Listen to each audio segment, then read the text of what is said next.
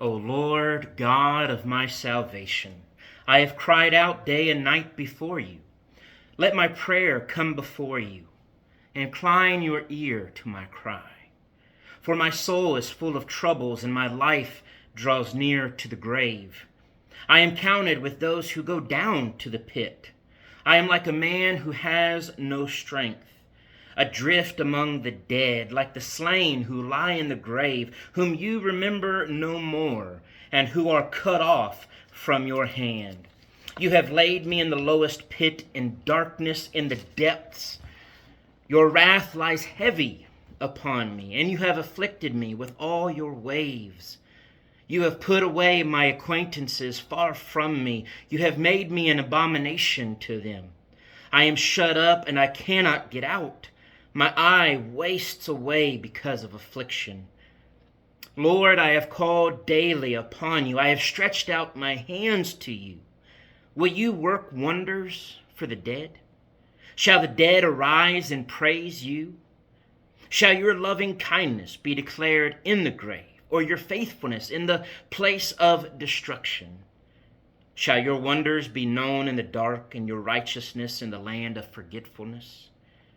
But to you I have cried out, O Lord, and in the morning my prayer comes before you. Lord, why do you cast off my soul? Why do you hide your face from me? I have been afflicted and ready to die from my youth. I suffer your terrors. I am distraught. Your fierce wrath has gone over me. Your terrors have cut me off. They came around me all day long like water. They engulfed me altogether. Loved one and friend, you have put far from me, and my acquaintances into darkness. That is Psalm 88. And not a very cheerful, happy psalm. But as we have just read and heard, and we'll look at again, this is a depressing psalm. A psalm of someone in the deepest grasp of darkness, of struggles, of tears and sorrow, who's crying out daily to God, but yet God doesn't seem to be answering. And so the psalmist wants to know why. This we find in Psalm 88. Psalm 88, we're told in the heading that it is a song, it is a psalm of the sons of Korah. And one of the things that is said is that it is a contemplation of Heman the Ezrahite. And that's about all the information we have. We don't know, as far as I am aware of, we don't know what event this is talking about, really the time, the place. Sure, we can try to calculate as best we can guess, but we're not given a whole lot of details as to the who and what and why. The psalmist, as they write this, the sons of Korah, make it sound like this is someone who is either A, truly being punished by God. Maybe this person has done something wrong and, God is punishing them. Or the other option is that he feels like he is suffering God's wrath, that God is hiding his face from him. And that may not be true. That's just how he feels. Again, we're not given a lot of information on the setting, the scenario, but it is something we can certainly learn from, I think, as he cries out. Let's quickly go through this now after reading it. So he's crying out to God, calls God the God of my salvation. I'm crying out day and night to you. Let my prayer come before you. Incline your ear. Hear my cry. He knows who to call on. He knows who to go to with these troubles, with these problems. Whether they are truly from God or not, he knows to rely on God, to trust in God. He talks about the troubles. He talks about the fear of death and the things that he is facing. He talks about how he's in the lowest parts of darkness. The wrath of God, he says, lies heavy upon me. He's being afflicted. But again, whether this was truly the wrath of God or this is just what the psalmists were feeling, whatever the case may be, or who this was being written about, that is. Talks about you have put away my acquaintances, made me an abomination to them. I'm shut up, I can't get out. I mean, his acquaintances have abandoned him, or there's some kind of tension, conflict, that something has happened in their relationships. My eye wastes away because of affliction. I mean, crying because of all that is going on. Calling upon the Lord daily, stretching out my hands to you. Then verse 10, he talks about, are you going to work wonders for the dead? Will the dead arise and praise you? Will your loving kindness be declared in the grave, or your faithfulness in the place of destruction? Shall your wonders be known in the dark, or your righteousness in the land of forgetfulness? And actually, truly God can raise the dead and therefore bring about his praises and glory. But the psalmist feels the finality of death, that once I'm dead and gone, that's it. You know, there's no more I can do on earth. There's no more living for God, no more praising God on earth. But truly, God could raise him and anybody, and has raised from the dead, ultimately Jesus, never to die again. But then finally, he talks about, I have cried out to you, O Lord, verse 13. But then he asks the question, why do you cast off my soul? Why do you hide your face far from me? I have been afflicted and ready to die from my youth. I suffer your terrors. I'm distraught. Your fierce wrath has gone over me. Your terrors have cut me off. They came all around like water. They've engulfed me altogether. Loved one and friend, you have put far from me. Again, my acquaintances into darkness. His loved ones, his friends, his acquaintances. He feels abandoned. He feels alone. He feels some kind of separation from those who should be close to him.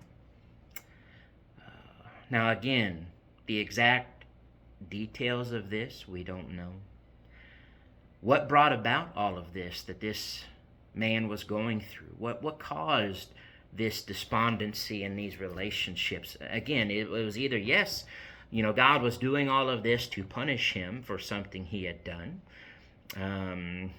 And thankfully, this man is calling out to God, trying to figure it out. Or B, this guy's just, he feels like God has abandoned him, like God has caused his acquaintances to abandon him. But that may not necessarily be what God has really done. It's just what this man is feeling. And it is what God is allowing him to. Either way, it is what God is allowing him to go through and endure. And the question always comes up, why? Why does God allow us to go through times like this? Let's go ahead and bring the application for today. I mean, do we ever feel this way in life? Do we ever have some times in our life that are hard and challenging, that are dark? Maybe sometimes we feel alone. Maybe sometimes we feel like things just are not going good, and we're daily praying to God, trying to figure out what's going on, wanting things to get better, wanting things to change for the better. But then sometimes we still are going through it.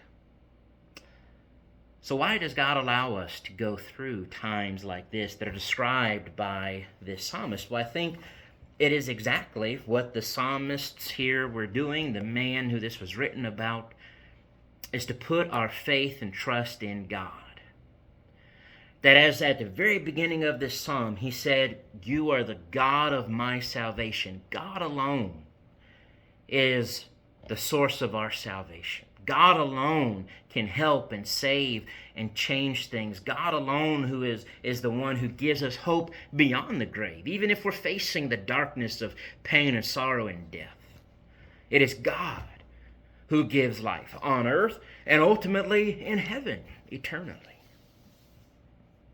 God is going to allow us to go through some trials and tests and temptations, because he really, what it does is it tests our faith and our love for him, our trust in him. It's supposed to teach us, to build up our strength and trust in us. It's not meant to tear us down. It's meant to make us stronger. And the psalm is right on the money and crying out to God. And what I would say to, this, the one who this psalm was written about and who's going through this is keep doing what you're doing. Keep praying and trusting in God.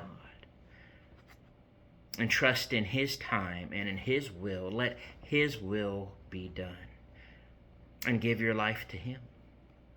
God can, He may change it now on earth, but He might not. But even then, that's okay. Doesn't mean it's pleasant, doesn't mean it's easy.